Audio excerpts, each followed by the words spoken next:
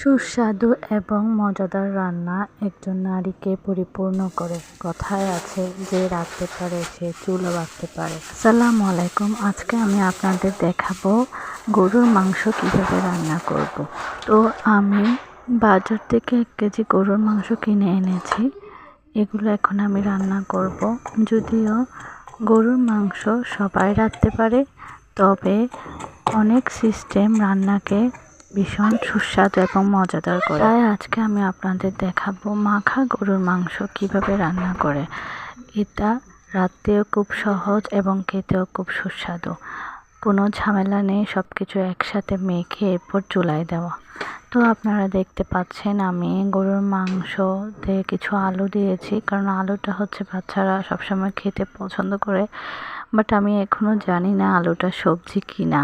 আমি 2টো তেজপাতা, পেঁয়াজ, রসুন ছেঁচে এরপরে হচ্ছে হলুদ, মরিচ, মশলা আর গোলমরিচের গুঁড়া যদি আপনাদের থাকে, আমার কাছে ছিল, এগুলো আসলে কিনতে পাওয়া যায় আর কি, রেডিমেড।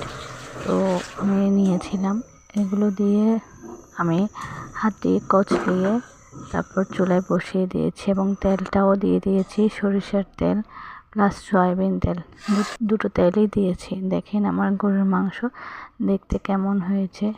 মাশাআল্লাহ মাশাআল্লাহ, অনেক সুন্দর কালার হয়েছে।